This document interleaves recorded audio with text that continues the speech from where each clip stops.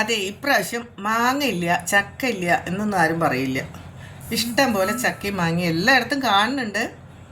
എനിക്കും ഒരുപാട് ഉണ്ടായിട്ടുമുണ്ട്, അതുപോലെ കിട്ടിയിട്ടുമുണ്ട്.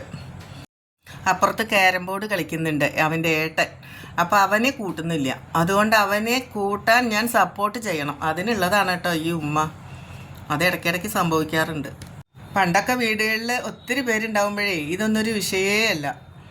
ഒരു സമയമില്ല, അതാണ് പ്രശ്നം. പിന്നെ പല പല പ്രശ്നങ്ങൾ. എന്നാലും ഞാൻ ഇന്നത്തെ ദിവസം ഈ ഉണക്ക മാങ്ങ ഉണ്ടാക്കാനായിട്ട് തീരുമാനിച്ചു. അപ്പോൾ നമ്മൾ ആദ്യം എന്താ ചെയ്യേണ്ടതെന്ന് വെച്ചാൽ മാങ്ങ കഴുകിയിട്ട്, മൂത്ത മാങ്ങ ആയിക്കോട്ടെ കേട്ടോ, അണ്ടി കൂട് കൂട്ടിയിട്ടുള്ള മാങ്ങയാണ് ഇതിന് ആവശ്യം.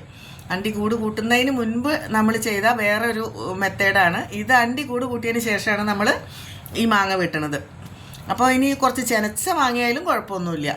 ഇതുപോലെ നമ്മൾ രണ്ടാക്കിയിട്ട് അങ്ങോട്ട് രണ്ടല്ല നാലാക്കിയിട്ട് അങ്ങോട്ട് വെട്ടിയെടുക്കണം. വെട്ടിയെടുത്തിട്ട് നമ്മളതിൽ നന്നായിട്ട് ഉപ്പ്, പൊടിയുപ്പായാലും കുഴപ്പമില്ല, കല്ലുപ്പായാലും കുഴപ്പമില്ല, അതിൽ നമ്മൾ തിരുമ്പിയിട്ട് വെയിലത്ത് വെച്ച് ഉണക്കിയെടുക്കണം. അപ്പം ഞാൻ ഇതിന് പുറപ്പെട്ടപ്പോഴത്തേക്ക് പേരക്കുട്ടികൾ കിടന്നിട്ട് ഭയങ്കര എന്താ പറയുക, അവരുടേതായ കുറേ കളികളും കാര്യങ്ങളും. അതിൽ ഞാനും കൂടെ കൂടണം. അതിപ്പോൾ ഞാൻ ഈ മാങ്ങയ്ക്ക് വേണ്ടി ഇരുന്നില്ലേ, അപ്പോൾ അത് അവർക്ക് അങ്ങോട്ട് ഇഷ്ടപ്പെട്ടിട്ടില്ല.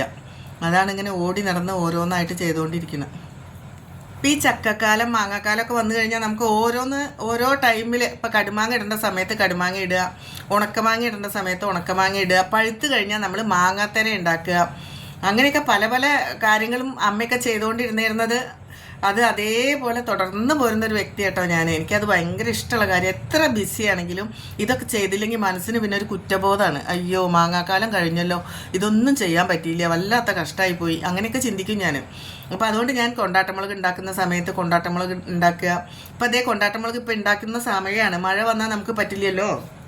അപ്പോൾ അതുകൊണ്ട് അങ്ങനെയുള്ള കാര്യങ്ങളൊക്കെ ഞാൻ കറക്റ്റായിട്ട് ചെയ്തു പോരാറുണ്ട്.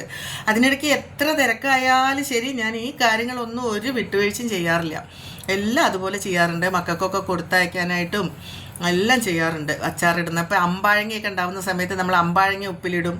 അതേപോലെ നെല്ലിക്ക കിട്ടുന്ന സമയത്ത് നെല്ലിക്ക ഉണക്കി വെക്കും. അങ്ങനെയുള്ള കാര്യങ്ങളൊക്കെ ഞാൻ ചെയ്യാറുണ്ട്. അപ്പോൾ വീട്ടിലെപ്പോഴും പണിയുണ്ടാവും നമ്മളിങ്ങനെയൊക്കെ ചെയ്യാൻ നിന്നാൽ. അല്ലെങ്കിൽ നമുക്ക് ഇടയ്ക്ക് മൊബൈലിലൊക്കെ കളിച്ചിങ്ങനെ ഇരിക്കാനുള്ള സമയം കിട്ടും. ഇതിപ്പോൾ വളരെ കുറവാണ്. വിഷമിച്ചാണ് ഇതുപോലെ ഒരു യൂട്യൂബിലൊക്കെ ഒരു വീഡിയോ ആഡ് ചെയ്യണത്. എപ്പോഴെങ്കിലും ചിലപ്പോൾ ഒരു വീഡിയോ ഇട്ടിട്ട് 6 മാസം കഴിഞ്ഞിട്ടൊക്കെയാണ് ഒന്ന് ഇടാറ്. അത്രയും ബിസി ആയി പോകും. ഇപ്പോൾ അതേ ഞാൻ പേപ്പറിട്ട് അതിൽ ഉപ്പ് തിരുമ്പിയിട്ട് അതിൽ ഉണക്കാനിട്ടിട്ടുണ്ട്. ഒരു 2-3 ദിവസം കഴിയുമ്പോഴത്തേക്ക് ഇത് നമുക്ക് നന്നായിട്ട് ഉണങ്ങി കിട്ടും. പിന്നെ ഇതിൻ്റെ ഗുണം എന്താണെന്ന് വെച്ചാൽ നമുക്ക് ആവശ്യത്തിനെടുത്ത് ഉപയോഗിക്കാം. കുറച്ചെടുത്ത് അച്ചാറിട്ട് അത് കഴിഞ്ഞതിന് ശേഷം പിന്നെ എടുത്താൽ മതി. അപ്പോൾ ഇത് ബോട്ടിലിൽ കേട് കൂടാതിരിക്കും. അപ്പോൾ ഇത് അച്ചാറിടുന്നത് അടുത്ത വീഡിയോയിൽ കാണിക്കാം. ഇന്ന് നമുക്ക് ഇടാൻ പറ്റില്ല, ഒന്നും കൂടെ ഉണങ്ങാനുണ്ട്.